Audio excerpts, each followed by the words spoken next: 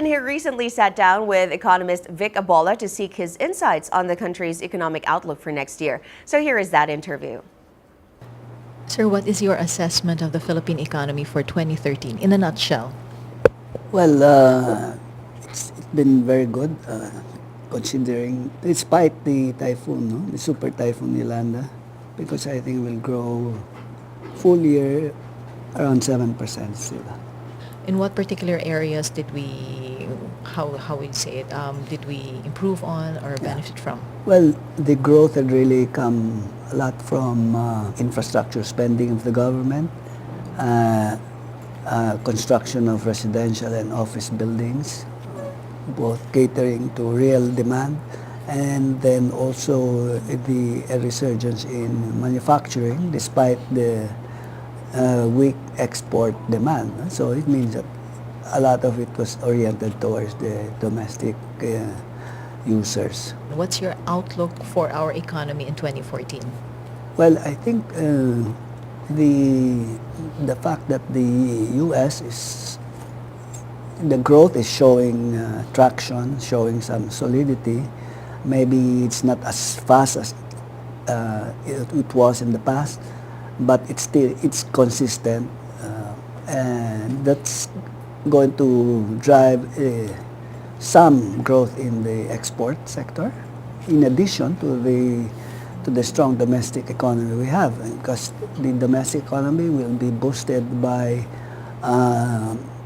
the spending of the government for the reconstruction work in the devastated areas. Let's start first with the inflation, the GDP. What will be your forecast for 2014? I think that I'm seeing GDP growth to be minimum of 7% again. Because as I said, there's new factors, no? Exports will be better than last year. Then we have additional spending on the reconstruction work. And then I think also the PPP will probably finally take off. Yes, you were talking about how the PPP may finally take off by 2014, but the government must address a certain number of issues. What are these? Well, I think that to attract more foreign investments, especially for PPPs and even for power projects, the government has to settle equitably, really, the issue on the water rates, the lowering of water rates contrary to what was in the concession agreement.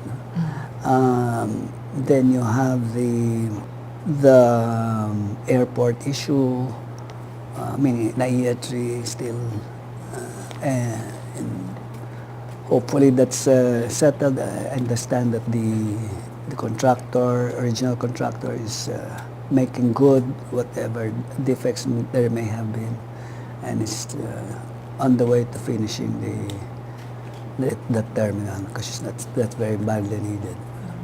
You mentioned about one of the things that may spur economic growth would be the reconstruction or the rehabilitation efforts that are being conducted to address our problems. Yes. Now, how can that be done? You recently came up with a paper about government debt. How can we resolve our problem with government debt, and at the same time, how can it help out in ensuring that we have funds for rehabilitation? Yeah, there's certainly foreign funds coming. Bigger bulk of that would be in foreign loans, in terms of soft loans, easy repayment plans, and low interest rates. However, I have a bigger plan which will generate revenues for the government, meaning available for spending up to, well, assuming around 57 billion, which can be saved by conducting a more aggressive foreign debt buyback program and converting them to local loans because the differential between the interest rates abroad and the local rates are now are still wide, meaning that we pay a lot on the coupons for a number of our bond issues compared to issuing the same tenor locally. Okay. So you're talking, you were mentioning in the paper and the study that was conducted by the UANP that to buy back that foreign debt and instead utilize local debt, through that there's a Yes. savings Yes. where you mentioned that this may even be used in our rehabilitation Yeah, efforts. I estimated that using net present value methods is that for every $1 million of debt, you save 5.7 uh, bill, million pesos. So which is quite considerable. So if you are able to, let's say, convert 10 billion US dollars of debt, that will translate to having available nearly 60 billion pesos for reconstruction. Which can be used for reconstruction. Yeah. Now, there are those who are talking about this economic mirage that we're having, or economic bubble, which you do not agree with.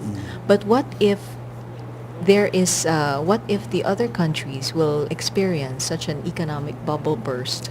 Well- How will it impact the Philippines, and why do you say that we do not have such Well, an economic bubble burst problem? I think 2012 and 2013 is a indicator of the orientation of the Philippine economy, that it's domestic driven.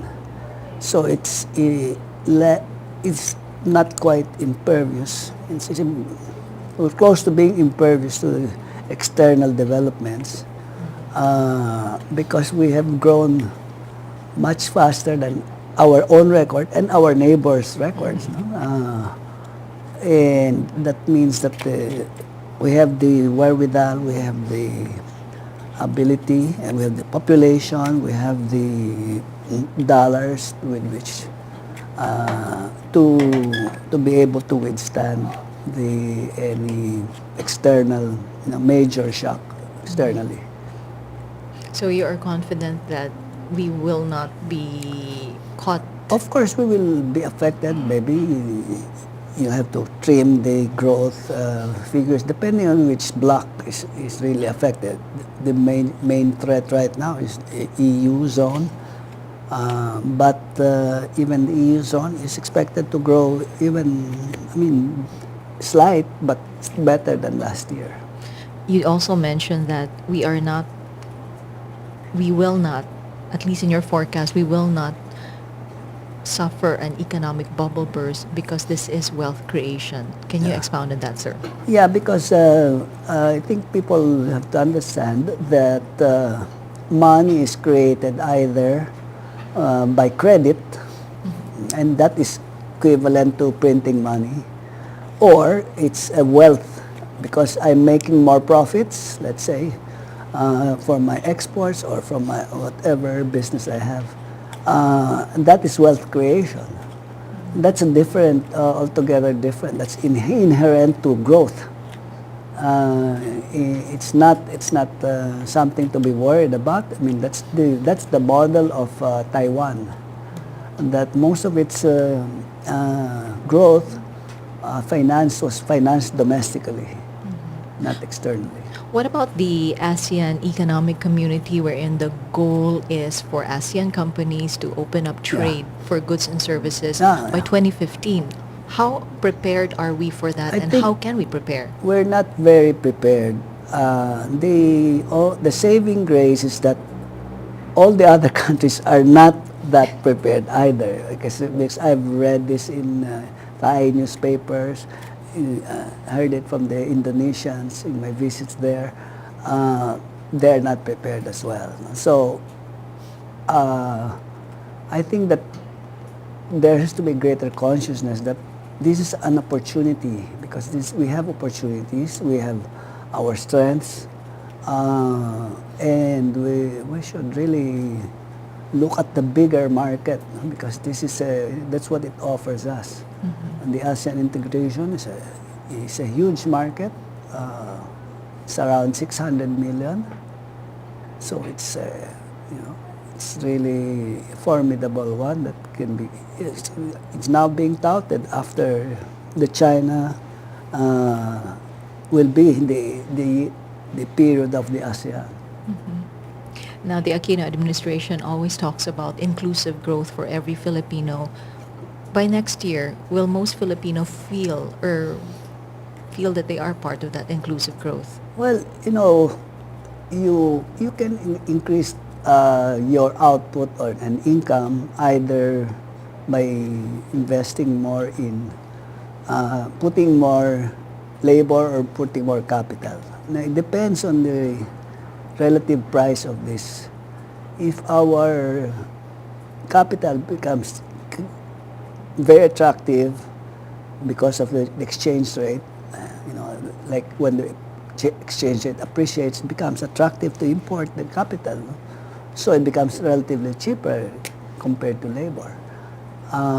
Then we might have fast growth, but not sufficient labor, job generation. So it's, for me, the exchange rate is so important to the idea of job generation and poverty reduction.